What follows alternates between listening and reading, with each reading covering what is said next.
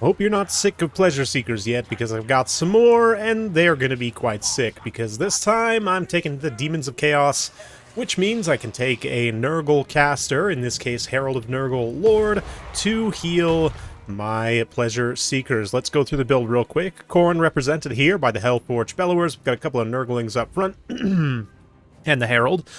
4 blue horrors, and then 1 pink, the Sour Guts specifically, so that they blow up when they're attacked, and then 3 Pleasure Seekers already. They were hidden in the woods initially when the battle started, but now dashing out to engage. My opponent here, Giamma, has gone with Norsca. He's got Sail, a couple of Skin Wolves, and Marauder Bearmen up front, regular Marauders on the flanks. Some Kurgan Horsemen, great weapons, with Ice Wolves out there, Blood Shriek, Chimera, Regiment of Renown. Over here, some more Marauder Horsemen and Ice Wolves.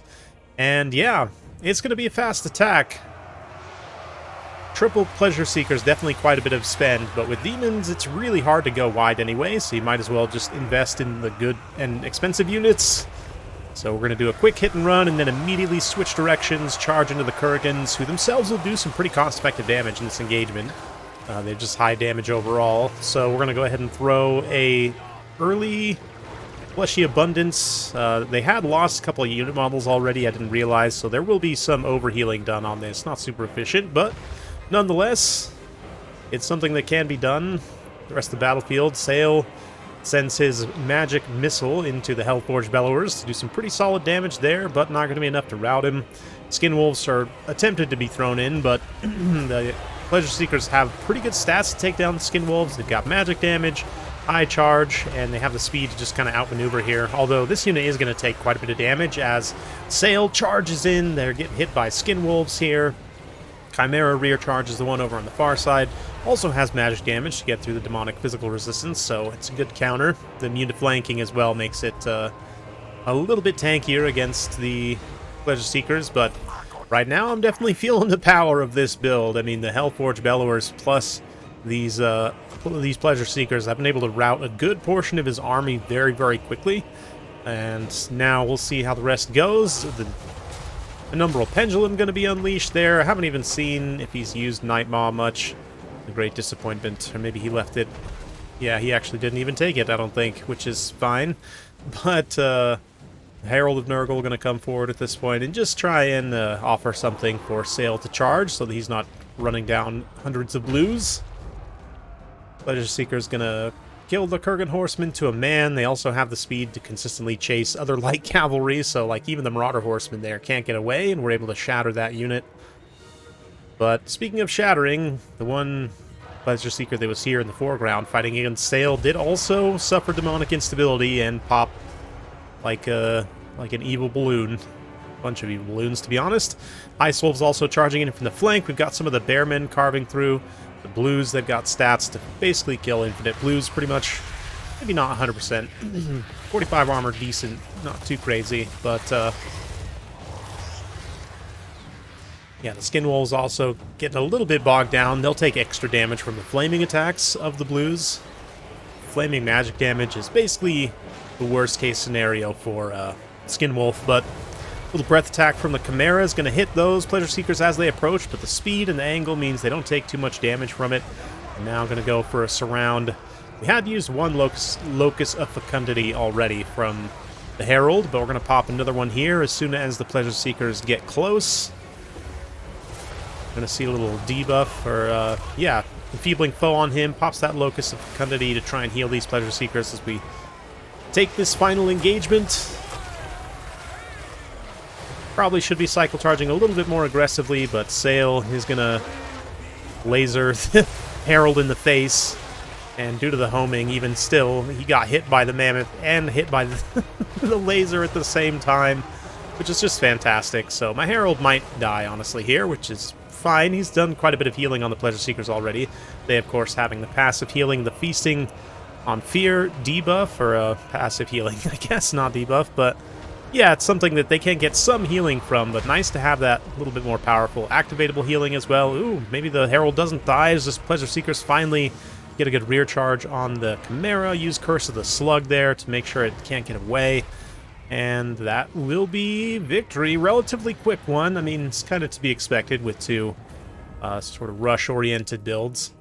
But yeah, I mean, Pleasure Seekers, they're such a great tool. They're going to be great for Slaanesh, and they're also going to be great for Demons of Chaos. I definitely foresee that. And, I mean, even here, I'd be curious to see how this build might do against some other factions as well, but it feels pretty good overall.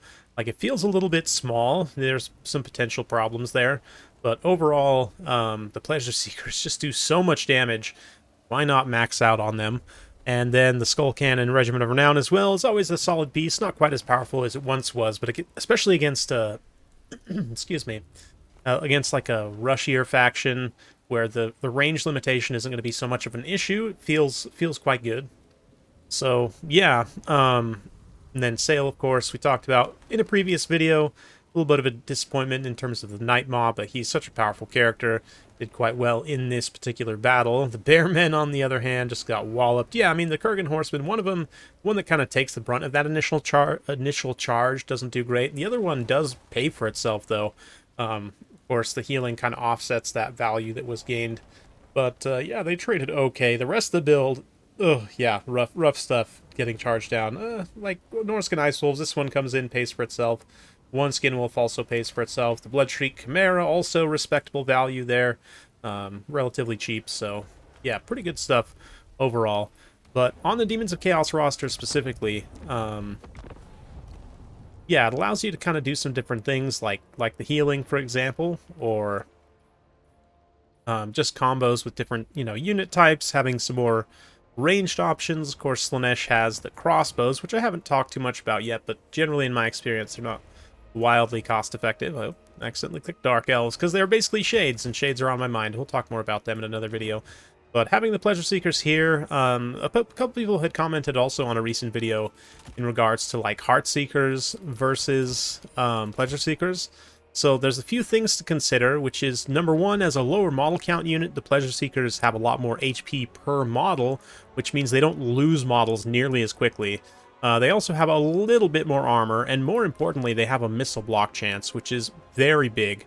Only 20%, but, it's something. It's going to mitigate some of the damage that they take. Of course, the Feasting on Fear passive also means that they are much more survivable in that way, but more importantly, besides the HP per model, the biggest thing is the mass. 1600 mass versus only 650 for the Heart Seekers. This means that the Pleasure Seekers are going to be able to disengage very consistently. And, melee defense, they're also better, so they're also going to take less damage when they're charging in and out. Yeah, overall, I would just say that the Pleasure Seekers, in my experience, are just way better than the Heart Seekers. They're way more survivable. Heart Seekers die incredibly easy, so it's a nice addition. As how do they compare to Fiends?